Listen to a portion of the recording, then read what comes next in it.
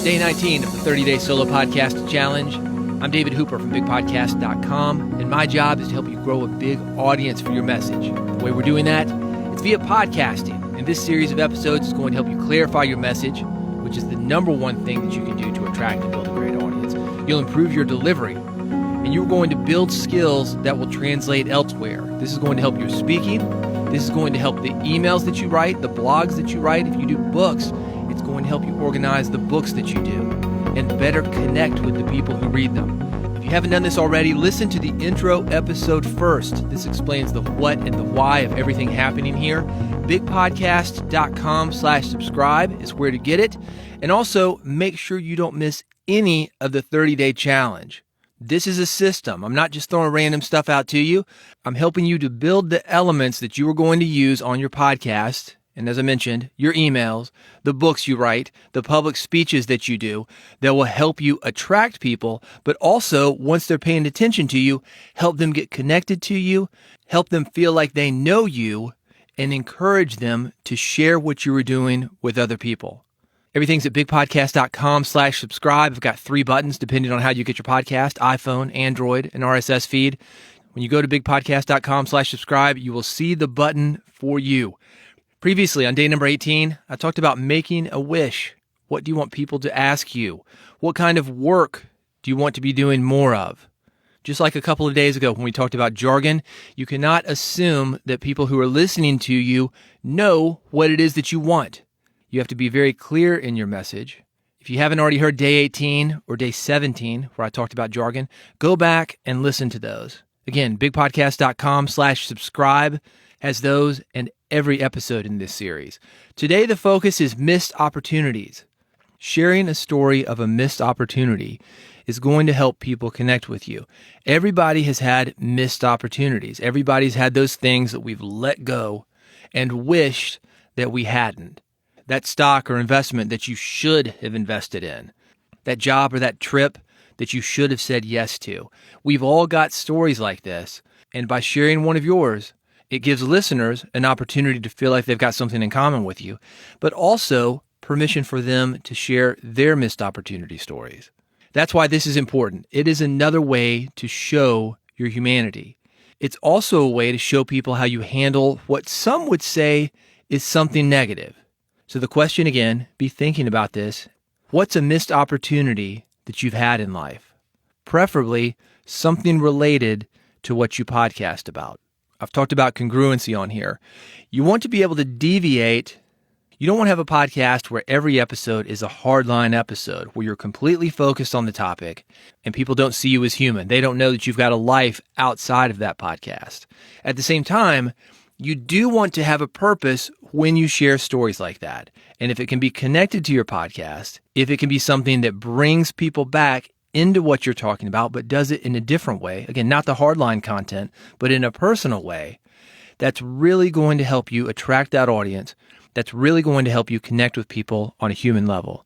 Here's an example of a missed opportunity story. And because this podcast is about podcasting, this story relates to that topic. I'm going to take you way back to the 1970s. I grew up in Nashville, and I used to listen to a station called WKDF. It was a classic rock format. And when I say classic rock, I'm not talking about Chuck Berry. I'm talking about 70s album-oriented arena rock. Think Van Halen, Bachman Turner Overdrive, Led Zeppelin, that kind of stuff. It was a huge station, 100,000 watts, and it went everywhere. Check out this ID that I found. This will give you an idea of the kind of format that it was. 103 WKDF Nashville. 10 in a row means more music. So quick side note, you may have heard a similar sounding voice on some of the tags, liners, intros on some of the podcasts that I do. Very old school. Check this out. Big Podcast. I'm going to break that fourth wall right in the middle of this story. You're seeing how I grew up and what I listened to. And now you can understand some of the voiceover people that I hired to do intros, tags, that kind of thing, why I picked those guys. Anyway, back to the story. When I was into this station, probably late 70s to about 91, that's when I left Nashville, radio meant something then. This was before the internet took off, before podcasting, before we really had other options when we wanted to listen to radio. No cable radio, no satellite radio. And not that I think radio doesn't mean anything now, but it really meant something then. The DJs were celebrities. They had their shifts. You knew who they were. You could recognize their voices, their personalities, and they would do cool things in the community. And if they were going to be somewhere, you would go because you liked them, because you connected to them. The exact same thing that I'm trying to get you to do with your podcast audience. And you would meet them, and you would be part of the community that they were building. And one of the DJs at this radio station, WKDF, his name was David Hall. I actually found an old air check of a live event he was doing. I'm going to play this for you. It sounds kind of funny now to think that people would get together for something like this, but it was a pretty cool thing where a guy was going through a record store and getting all the records that he could, and he would get them for free. Check this out. KDF getting ready for our record run down at the Sound Shop in the Green Hills Hidden Mall, and David Hall is there.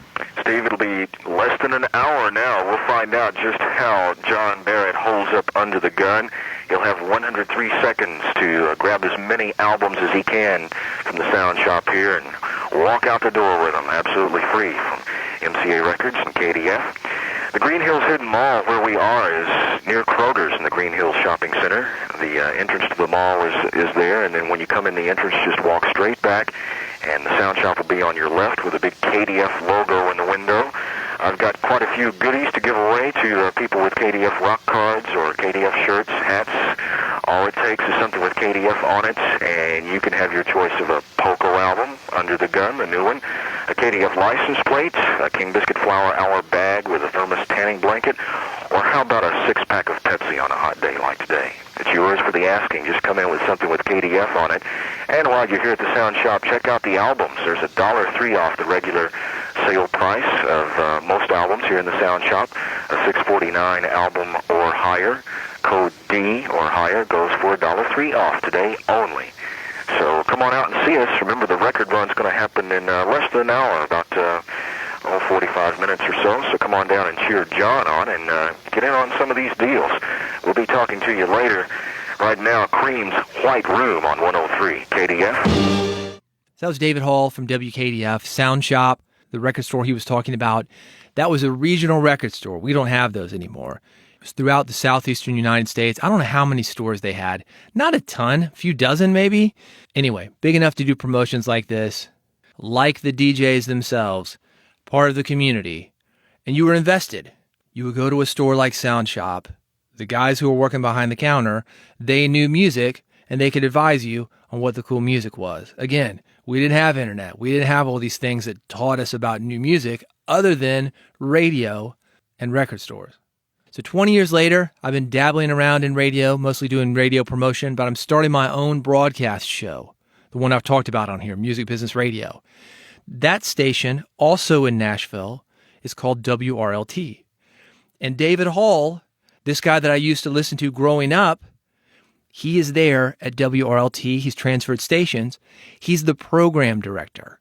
David ultimately was the guy that I had to win over to get on his station. He was a bit intimidating. He was this older guy, maybe 20 years older than any of the jocks there, definitely 20 years older than me, had all this experience. A lot of us at that station, we'd grown up listening to him, so we knew who he was.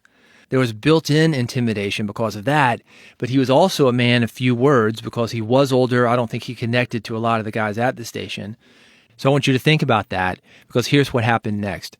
I talked about this a little bit in this series. When I jumped into radio, I was not very smooth. I got the job based on specialized knowledge about my subject, the music industry, marketing, not my hosting skills. I wasn't a DJ really. I was a talk radio guy. But I wanted to get better on the mic. It was going to be beneficial to the show for me to get better on the mic. And one day my producer said, I want you to sit down with David Hall and do an air check. Now, a couple of days ago, I talked about jargon. So keeping that thread of explaining jargon, let me explain what air check is. Air check is basically a demo recording. It shows off what you can, and in my case, can't do on the air. The producer wanted me to sit down, have a recording of myself on the air, and have David Hall sit across the desk from me and critique me. And I was intimidated as hell because I've got this guy that I see in the hall. I've grown up listening to him. He wasn't a guy who made it easy to get to know him, and I stalled on it.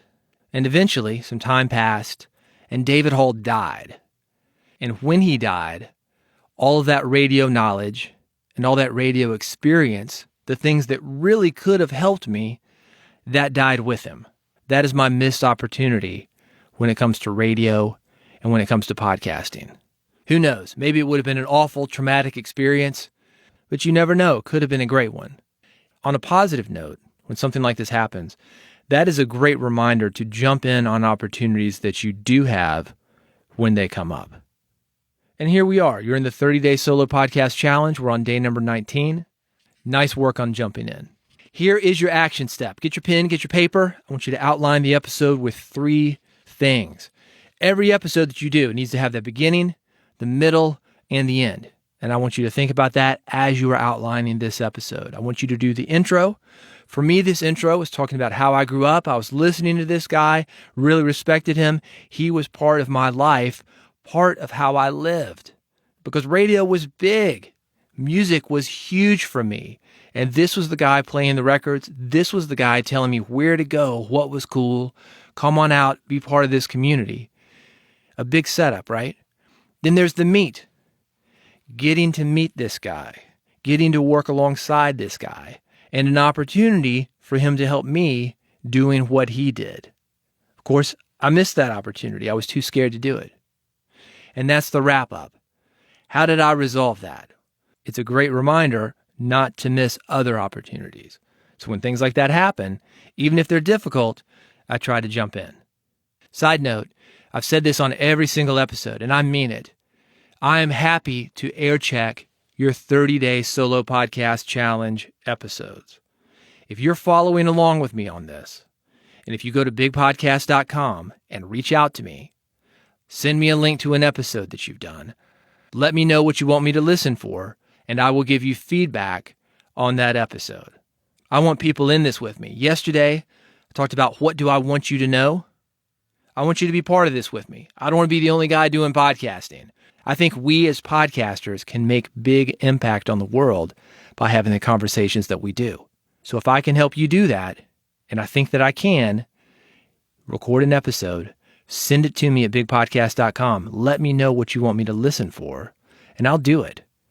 On that episode, remember, stories are important. Remember, add stories where you can. Personal stories are best. We want to get your listeners attracted to you, connected with you. We want to get them to feel like they know you, feel like they're part of your show.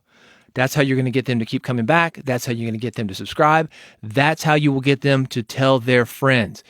Keep the outline short and tight. You know the story that you're talking about, that missed opportunity, the one you think about all the time, the one that got away, the trip that you should have taken, the job opportunity you didn't say yes to. Take 3 to 5 minutes. Don't overthink it. Get that beginning, middle, and an end. Hit record, go for it, upload it. Again, if you want to send it to me, bigpodcast.com is the way to do that. Let me know what you want me to listen for, and I will get back with you. That is it for today. Right now, before you work on that outline, hit record and make that episode. I want you to do this. Go to bigpodcast.com/subscribe. Subscribe to this podcast. Get all 30 days. I've got 3 buttons for you, one for iPhone, one for Android, one for an old-fashioned RSS feed. However you get your podcast, I got you covered. bigpodcast.com/subscribe. While you are there, get the free podcast toolkit, 25 episode templates. I've got social media templates. I've got a guest guide, a guest process to make your experience interviewing people so much easier and make it a better experience for them as well. All of this is included in the free podcast toolkit that you get at bigpodcast.com/subscribe. Thank you for listening. Thank you for being part of the 30-Day Solo Podcast Challenge. I'm looking forward to hearing your episodes, and I'll see you tomorrow.